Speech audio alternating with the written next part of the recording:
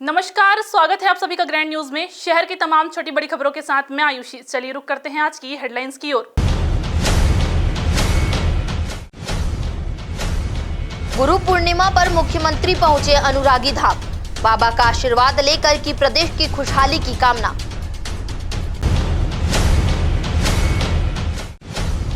मंगलवार से जिले सहित प्रदेश भर के स्वास्थ्य कर्मचारी बेमुद्दत हड़ताल पर, स्वास्थ्य सुविधाओं के चरमराने का खतरा।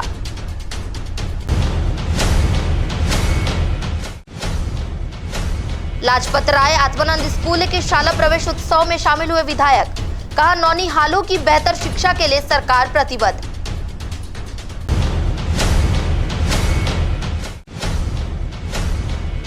और शराबी पति ने पत्नी को उतारा मौत के घाट, पोस्टमार्टम रिपोर्ट में हुआ खुलासा। बिलासपुर की तमाम खबरों और गतिविधियों को जानने के लिए हमारे ग्रैंड न्यूज चैनल के यूट्यूब और फेसबुक को लाइक, फॉलो, सब्सक्राइब और शेयर जरूर करें। और चलिए खबरों को देते हैं विस्तार। छत्तीसगढ़ के मुख्यमंत्री दोपहर 2 बजे भारती नगर स्थित अनुरागी धाम पहुंचे। वे यहां हर साल गुरु पूर्णिमा के अवसर पर आते रहे हैं। इस मौके पर के श्रीवास्तव और उनके परिवार के लोगों ने मुख्यमंत्री श्री बघेल की अगवानी की। यहां देश और विदेश के विभिन्न प्रदेशों से अनुरागी जी के यहाँ लोग पहुंचे हैं। अपने जीवन काल में अनुरागी जी ने जिन लोगों के ऊपर अपनी कृपा बरसाई, वे सभी यहाँ गुरु पूर्णिमा के अवसर पर एकजुट हुए हैं। प्रदेश के मुख्यमंत्री भूपेश बघेल एक दिवसीय प्रवास पर बिलासपुर पहुंचे। वे हेलीकॉप्टर से जैन इंटरनेशनल स्कूल में उतरे। इसके बाद उनका काफिला सीधे भारती नगर पहुंचा, जहां आध्यात्मिक संत अनुरागी जी के निवास पर पहुंचे। यहां उन्होंने गुरु पूर्णिमा के अवसर पर अनुरागी जी का गुरु पूजन किया। वे यहां गुरु पूर्णिमा के अवसर पर हर साल आते हैं। गुरु पूर्णिमा के दिन में तो गुरु जी को गुरु ही रूप में याद करते हैं। मार्गदर्शक और सब कुछ है गुरु जी। जीवन में हर कुछ गुरु का ही रहता है। हर गुरु पूर्णिमा में गुरु जी का आशीर्वाद प्राप्त करने आते हैं। मान्यता है कि जो भी श्रद्धालु अनुरागी जी के शरण में आता है, उसकी मुराद हर हाल में पूरी होती है। वे बांदा उत्तर प्रदेश के रहने वाले थे।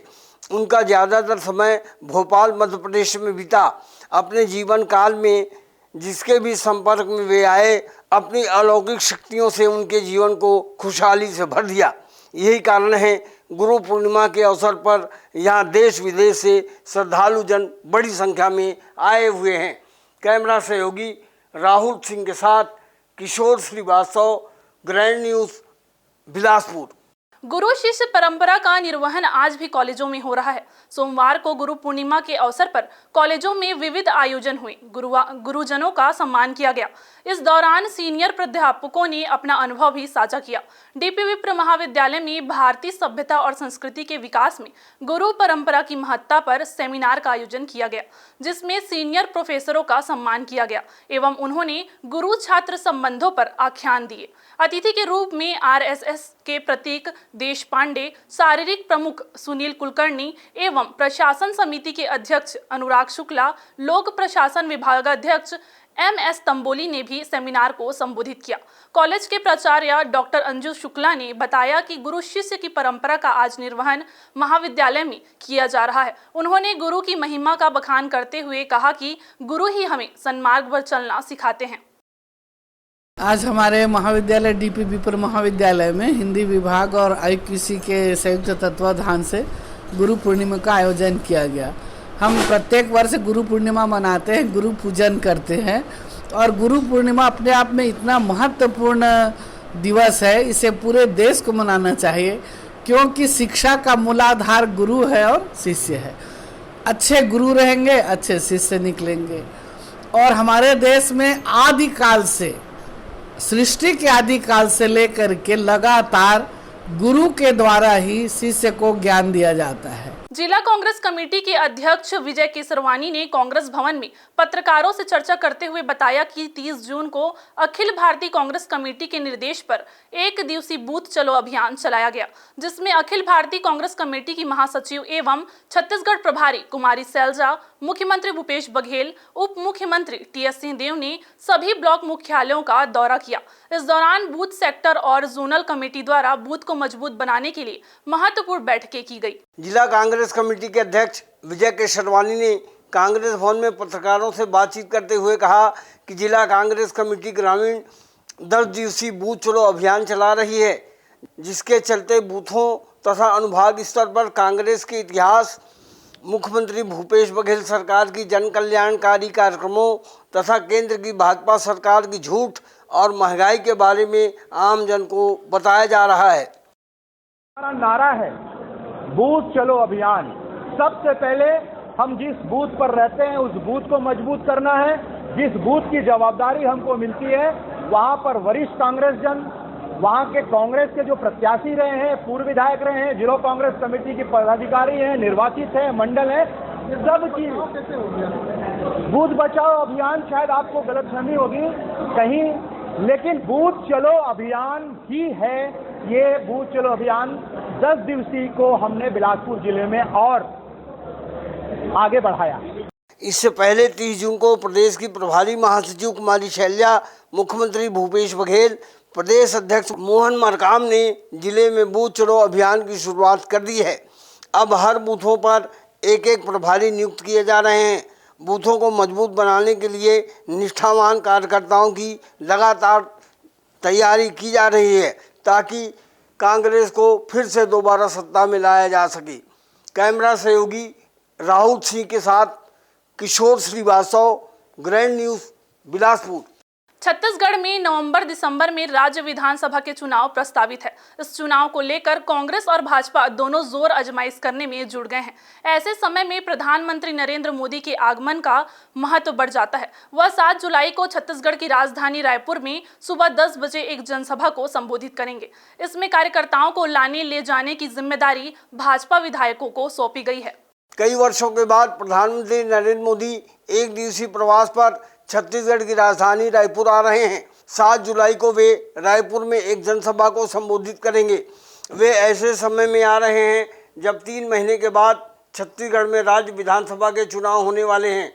देश विदेश में प्रधानमंत्री के नाम का डंका बज रहा है। ऐसे में भाजपा इस उम्मीद में है कि प्रधानमंत्री के दौरे के बाद छत्तीसगढ़ की चुनावी फिजा बदल सकती है। मोदी जी के प्रधानमंत्री बनने के बाद हम देख रहे हैं कि लगातार वैश्विक स्तर पर भारत का मान बढ़ा है और वास्तविक में भारत का मान बढ़ा है मतलब भारत के लोगों का मान बढ़ा है। आज हमारी स्वीकार्यता भी बढ़ी है पूरे विदेशों में।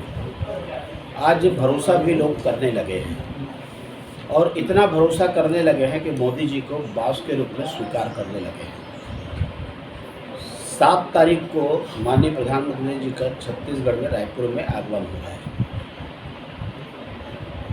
जहां हम सबको मार्गदर्शन मिलेगा, संबोधित करेंगे। मोदी जी जिन मुद्दों को लेकर के चुनाव लड़ा उसमें प्रमुख मुद्दा था कि भ्रष्टाचार और करप्शन को नियंत्रित करना, समाप्त करना। 9 वर्ष के कार्यकाल में मोदी जी ने बता दिया कि आदमी की यदि इच्छा शक्ति हो तो नियंत्रित किया जा सकता है। एक भी भ्रष्टाचार के मामले नहीं है। कुल मिलाकर के छत्तीसगढ़ में भव्य स्वागत होगा प्रधानमंत्री जी का और लाखों की संख्या में पहुंचेंगे वहां पर और प्रधानमंत्री जी का हम सबको मार्गदर्शन प्राप्त होगा। मुझे लगता है छत्तीसगढ़ को उसका लाभ मिलेगा। मोदी जी ने इस देश को न कि गौरवान्वित किया है, इसकी बहुत सारी योजनाएं आज स्वाभिमान से जुड़ गई हैं, देश के स्वाभिमान से जुड़ गई हैं। आज भारतवर्ष ही नहीं, एक वो पूरे विश्व में उनकी कार्यशैली, उनकी दूरदृष्टता, उनके सोच, काम करने का तरीका एक बहुत स्थापित हो गया है। परिणाम है कि विदेशों में रहने वाले जो लोग भी हैं आज छाती तान के कहते हैं कि हम मोदी जी से प्रसन्न हैं और मोदी जी ने हमें गौरवान्वित किया है पहले की तुलना में। आज ये है हम उनका मोदी जी को अभिनंदन करते हैं। आज भी छत्तीसगढ़ को एक लीडर है, कुछ ना कुछ उनके एक मार्गदर्शन प्राप्त होगा। छत्तीसगढ़ के लोगों को एक उसकी अच्छी एक अवसर मिलेंगे। भारतीय जनता पार्टी ने इस मौके पर रायपुर में लोगों की भीड़ जुटाने का जिम्मा अपने विधायकों को सौंपा है।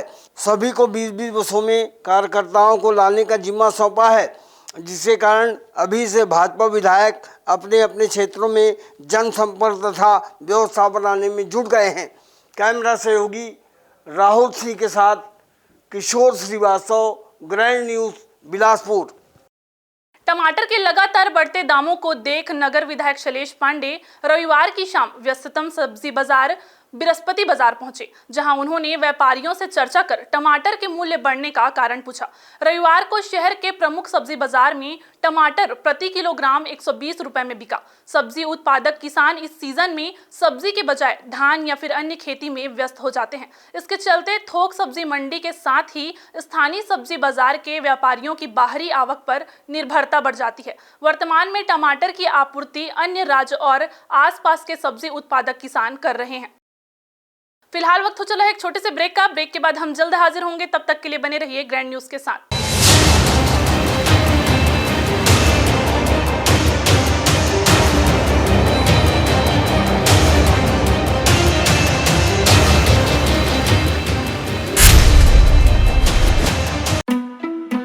जिंदगी है तो उम्मीदें हैं, और जब उम्मीदें रंग लाती हैं तो एक छोटू सा कपड़ा डोरी पे टंग जाता है।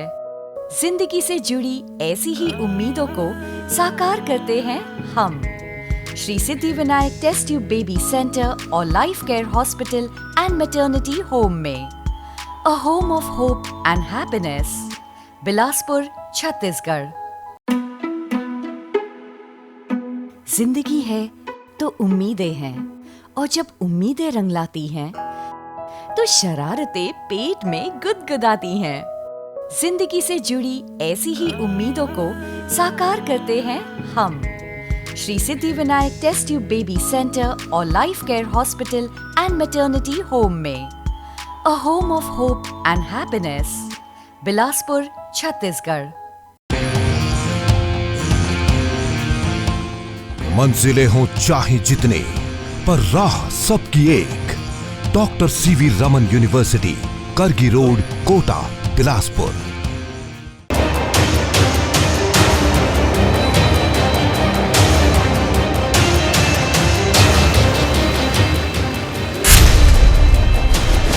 ब्रेक के बाद आपका स्वागत है। बिलासपुर जिले सहित प्रदेश भर में 4 जुलाई से स्वास्थ्य सेवाएं ठप हो जाएगी। मंगलवार से प्रदेश भर के हजारों स्वास्थ्य कर्मचारी अनिश्चितकालीन हड़ताल पर रहेंगे। स्वास्थ्य कर्मचारी संघ के बैनर तले कर्मचारी अपनी विभिन्न मांगों को लेकर हड़ताल करने जा रहे हैं। इस अनिश्चितकालीन हड़ताल से कई स्वास्थ्य सुविधाएं बुरी तरह से प्रभावित हो सकती है। हालांकि आपातकालीन स्थिति से निपटने स्वास्थ्य विभाग तैयार है, ऐसा दावा किया जा रहा है। मंगलवार 4 जुलाई से प्रदेश भर के 70,000 से अधिक स्वास्थ्य कर्मचारियों के अनिश्चितकालीन हड़ताल पर चले जाने के बाद कई स्वास्थ्य सुविधाएं बुरी तरह से प्रभावित हो जाएगी, क्योंकि रेडियोग्राफर, मेडिकल लैब टेक्नोलॉजी, नेत्र सहायक अधिकारी, OT technician, staff nurse, ward boy, आया बाई सभी हड़ताल पर रहेंगे। प्रांत अध्यक्ष रविंद्र तिवारी ने बताया कि पिछले कई साल से वे सीएम से लेकर स्वास्थ्य मंत्री और विभागीय अधिकारियों के पास कई दफे अपनी मांगे लेकर गए हैं, लेकिन अब तक मांगे पूरी नहीं हुई हैं।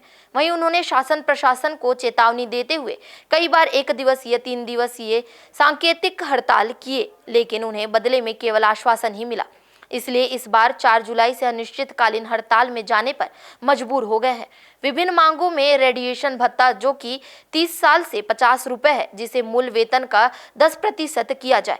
पदों की संख्या में वृद्धि, रेडिएशन अवकाश, पदनाम परिवर्तन, पदोन्नति क्रम 2800 से 4200 किया जाए।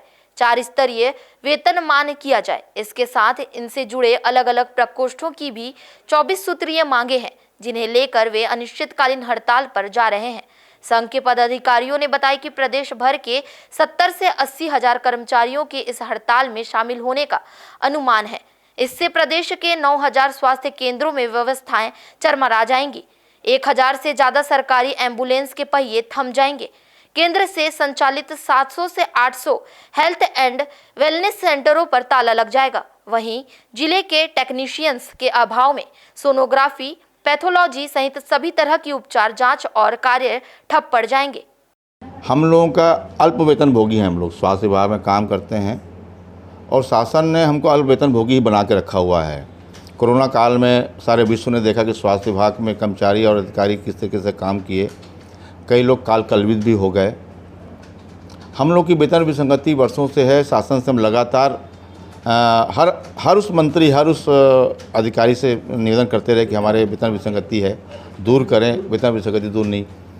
HR जो हमारा मौलिक अधिकार है, DA जो हमारा मौलिक अधिकार, इसको शासन से मांगना नहीं पड़ता। आज ये स्थिति गवर्नमेंट ने ला दिया कि हमको भीख मांगना पड़ा कि हमारा डीए दे दो, हमारा एचआर दे दो। ऐसे बहुत सारी चीज़ें हैं जो हमारे लंबित हैं। प्रमोशन लंबित हैं, प्रमोशन नहीं हो रहे टाइमली। उसके कारण होता यह है कि कर्मचारी काफ़ी आगे बढ़ जाता है, उसको उसका लाभ नहीं मिल पाता।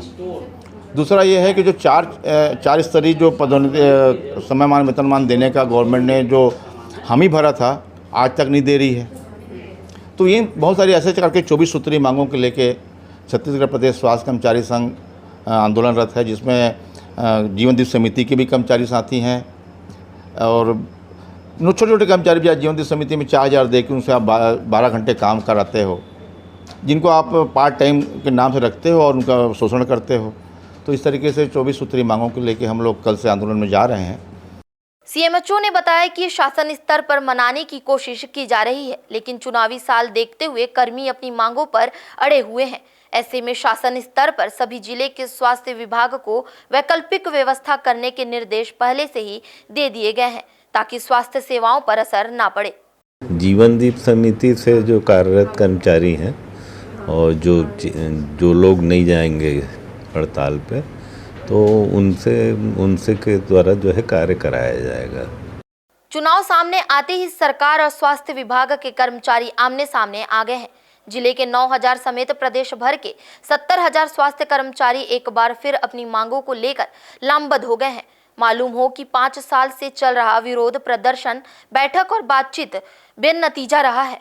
अब कर्मचारी 4 जुलाई से बेमुद्दत हड़ताल पर रहेंगे। इससे स्वास्थ्य विभाग और चिकित्सा सेवा के खुद ही वेंटिलेटर में आने की आशंका बढ़ गई है।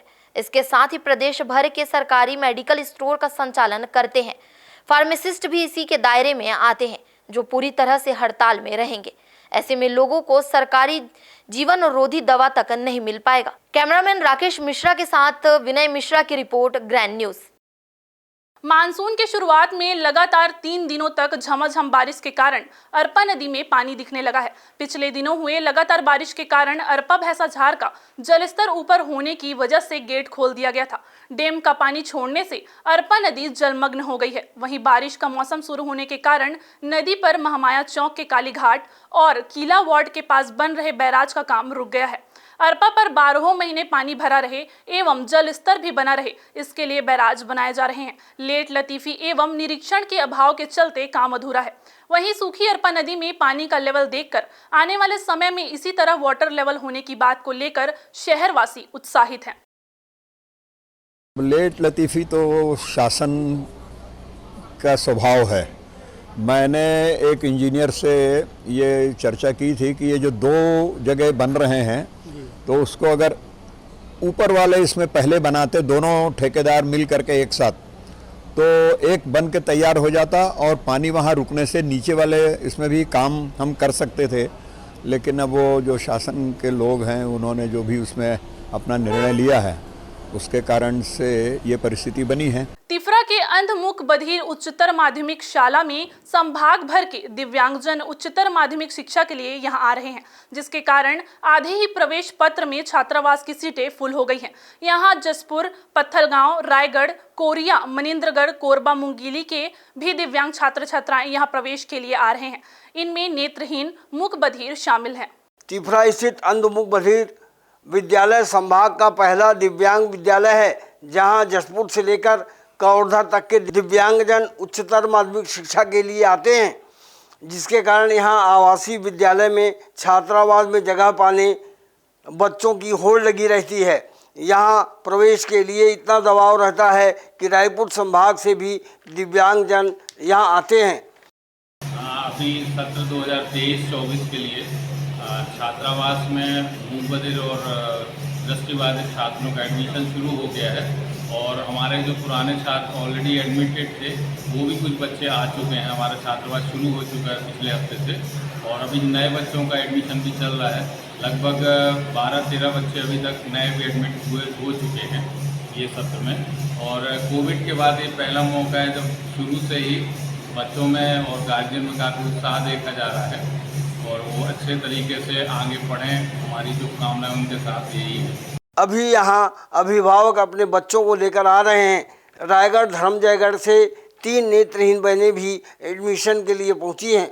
जो यहाँ के पुराने छात्र छात्राएं हैं, उनके अभिभावकों का दबाव भी छात्रावास के लिए बना हुआ है, जिसके कारण विद्यालय प्रबंधन किसी भी दिव्यांग को नहीं कहने की स्थिति में नहीं है।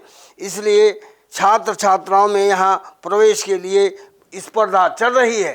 कैमरा सहयोगी राहुल सिंह के साथ किशोर श्रीवास्तव, ग्रैंड न्यूज़, बिलासपुर।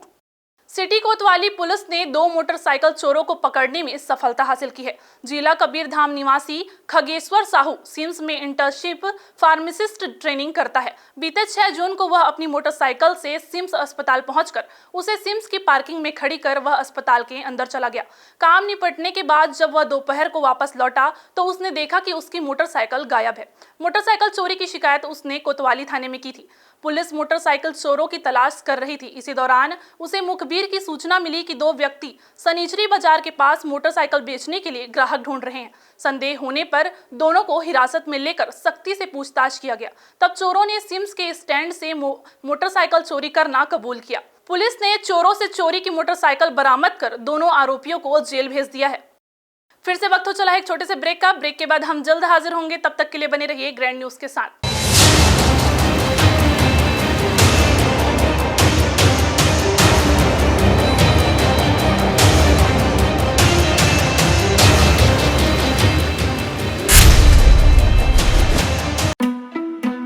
जिंदगी है तो उम्मीदें हैं, और जब उम्मीदें रंग लाती हैं तो एक छोटू सा कपड़ा डोरी पे टंग जाता है। जिंदगी से जुड़ी ऐसी ही उम्मीदों को साकार करते हैं हम Shri Siddhi Vinayak test tube baby centre और life care hospital and maternity home में। A home of hope and happiness, Bilaspur, Chhattisgarh. जिंदगी है तो उम्मीदें हैं, और जब उम्मीदें रंग लाती हैं तो शरारतें पेट में गुदगुदाती हैं। जिंदगी से जुड़ी ऐसी ही उम्मीदों को साकार करते हैं हम Shri Siddhi Vinayak test tube baby centre और life care hospital and maternity home में। A home of hope and happiness, Bilaspur, Chhattisgarh. मंजिलें हों चाहे जितने, पर राह सबकी एक। Doctor C V Raman university, Kargi road, Kota, Bilaspur.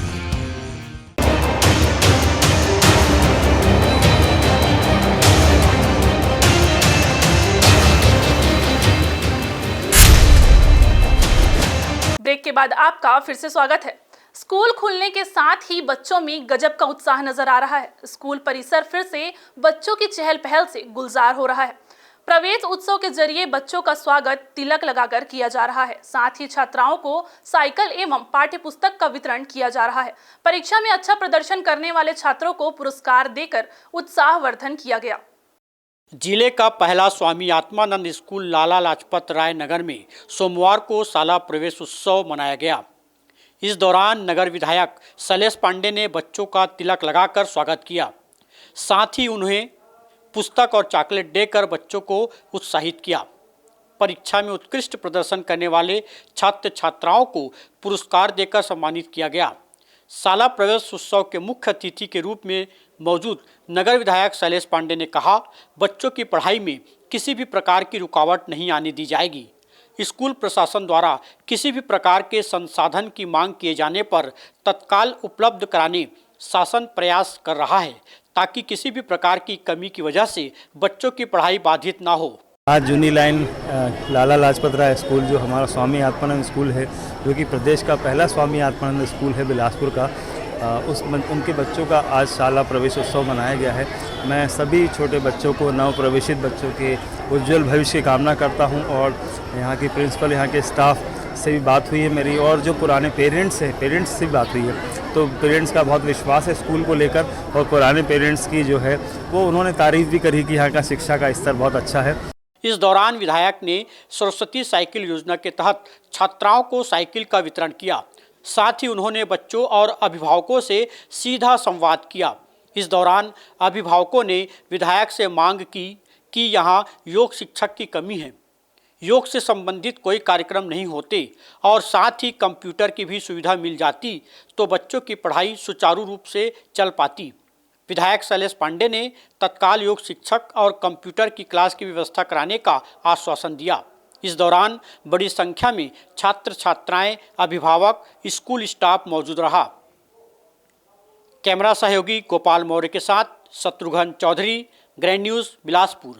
मनुष्य के सर्वांगीण विकास में गुरु का महत्वपूर्ण योगदान होता है। उनके ऋण को नहीं चुकाया जा सकता। सोमवार को भक्तिपूर्ण रूप से गुरु पूर्णिमा धूमधाम से मनाया गया। इस अवसर पर मंदिरों में विशेष पूजा हुई। पालकी एवं कलश यात्रा के जरिए लोगों ने अपने गुरु के प्रति श्रद्धा व्यक्त किया। गुरु पूर्णिमा के अवसर पर मंदिरों में विशेष पूजा आराधना की गई। इस दौरान शहर में विभिन्न आयोजन भी हुए। भक्तों ने साईं बाबा की पालकी यात्रा निकाली। साथ ही कन्याओं द्वारा कलश यात्रा निकालकर गुरु के प्रति अपनी आस्था प्रकट किया। हाँ, ये मातृशक्ति का एक संदेश है, क्योंकि आज जैसा दिलीप भाई ने बताया गुरु पूर्णिमा है और गुरु पूर्णिमा में हमारे हिंदू धर्म को बहुत अच्छे से मनाते हैं। कहना चाहिए कि गुरु से बड़ा तो जीवन में कोई है ही नहीं है। चाहे वो छोटा सा बच्चा भी अगर ज्ञान दे रहा है तो वो भी गुरु है। तो गुरु पूर्णिमा के इस पावन पर ऐसा कहा जाता है कि गुरु अगर हमारे गुरु हैं और वो कहीं भी हैं तो साल भर में कम से कम एक दिन गुरु को चरण स्पर्श करने शिष्य को वहाँ जरूर पहुँचना चाहिए। ये आज गुरु पूर्णिमा का पर्व है और सभी अपने गुरु को चरण स्पर्श करते हैं। 3 जुलाई को साईं पालकी निकाली जाती है। 13वां वर्ष लगातार हो गया है, आगे भी निरंतर निकाली जाएगी और इसमें पूरी माताओं, बहनों, भाइयों, युवाओं का बहुत ही सहयोग रहता है। लिंगेडी, चिंगराजपरा, आसपास के वार्डवासी सब मिलकर ये करते हैं। मंदिरों में सुबह से ही भक्तों की भीड़ लगी रही। खासकर साईं मंदिर में भक्त बाबा की पूजा आराधना कर आशीर्वाद लेते रहे। जगह जगह आयोजन के तौर पर भोग भंडारे का भी वितरण किया गया। इस अवसर पर कलश यात्रा में छोटी छोटी कन्याएं सिर पर नारियल और कलश लेकर प्रमुख मार्गों का भ्रमण किया। इस दौरान बड़ी संख्या में भक्त मौजूद रहे। कैमरा सहयोगी गोपाल मौर्य के साथ शत्रुघ्न चौधरी, ग्रैंड न्यूज, बिलासपुर। नशे ने एक बार फिर एक परिवार को बर्बाद करके रख दिया। तखतपुर थाने के साल्हेकापा ग्राम में एक पति ने नशे की हालत में विवाद होने पर अपनी ही पत्नी की गला दबाकर हत्या कर दी। आरोपी पति काफी देर तक पुलिस को गुमराह करने की कोशिश करता रहा। साल्हेकापा ग्राम पंचायत के वीरेंद्र निषाद की शादी अभी कुछ माह पहले ही हुई थी। नई शादी होने के कारण घर का माहौल काफ़ी खुशियों भरा था। वीरेंद्र निषाद को शराब पीने की आदत थी। नई नवेली पत्नी के द्वारा वीरेंद्र के शराब के नशे का विरोध किया जाने लगा। 25 तारीख की शाम वीरेंद्र एक बार फिर शराब के नशे में घर आया। घर पर पत्नी ने फिर विरोध किया तो आपस में झगड़ा और विवाद इतना बढ़ गया कि वीरेंद्र ने पास ही रखे पीढ़े से अपनी पत्नी के सिर पर वार कर दिया, जिससे वह बेहोश हो गई। इतने में ही नशेड़ी पति का मन नहीं भरा तो पत्नी का दुपट्टे से गला घोंट दिया, जिससे मौके पर ही उसकी मौत हो गई। सवेरे उसने गांव वालों से झूठ बोला कि पत्नी के पेट में दर्द कर रहा था, इस वजह से उसकी मौत हो गई और उसने फांसी लगाकर आत्महत्या कर ली है। पुलिस मौके पर पहुंचकर आसपास के लोगों का बयान लेकर आरोपी पति को पूछताछ करने के लिए साथ में तखतपुर थाना ले आई। डॉक्टरों से मिली रिपोर्ट के आधार पर यह सिद्ध हो गया कि शराबी पति के द्वारा ही महिला की हत्या की गई है। ग्राम साल्हेकापा का वीरेंद्र निषाद ने एक मर्ग निधन दर्ज कराया था कि उसकी पत्नी फांसी लगाकर आत्महत्या कर ली है। इस पर मर्ग निधन दर्ज कर जांच में दी गई। उस दौरान उनके परिजनों द्वारा उसको मुक्तिधाम दफनाने भी ले जाया गया था, जहां मृतका के मायके पक्ष वाले उसके गले में गला घोटने का निशान देखने पर उनको संदेह हुआ।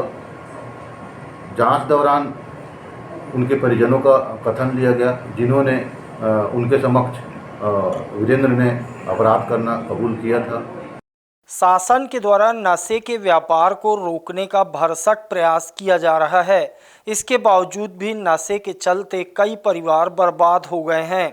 अब समय आ गया है कि आम जनता को नशे की बुराइयों को समझते हुए नशा करना हमेशा के लिए छोड़ देना चाहिए, ताकि आने वाला भविष्य बर्बाद न हो।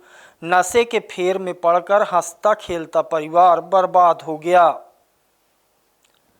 तखतपुर से सुनील सोनी के साथ विनय मिश्रा, ग्रैंड न्यूज। युवक युवती के भाग जाने के बाद थाना तोरवा में जिस मामले को युवती के परिजनों व भीड़ द्वारा लव जिहाद का रूप दिया जा रहा था, दरअसल युवती के मिलने के बाद उसके दिए गए बयान और थाने में तैनात अतिरिक्त बल को देखकर भीड़ को उकसाने वालों के मंसूबों पर पानी फिर गया। अभी युवती को विधिवत कार्यवाही तक सखी सेंटर में रखा गया है, तो वहीं युवक को परिजनों के हवाले कर दिया गया है। बीते शनिवार के दिन थाना तोरवा अंतर्गत पटेल मोहल्ले में रहने वाली युवती चुचुहिया पारा निवासी आफ्ताब हुसैन के साथ फरार हो गई। चूंकि युवती बालिग थी, इसलिए परिजनों के शिकायत के बाद तोरवा पुलिस ने मामले में गुमशुदगी दर्ज कर मामले की विवेचना कर रही थी। लेकिन अचानक दूसरे दिन युवती के परिजन संगठन व भीड़ के साथ थाना तोरवा का घेराव करने पहुंच गए।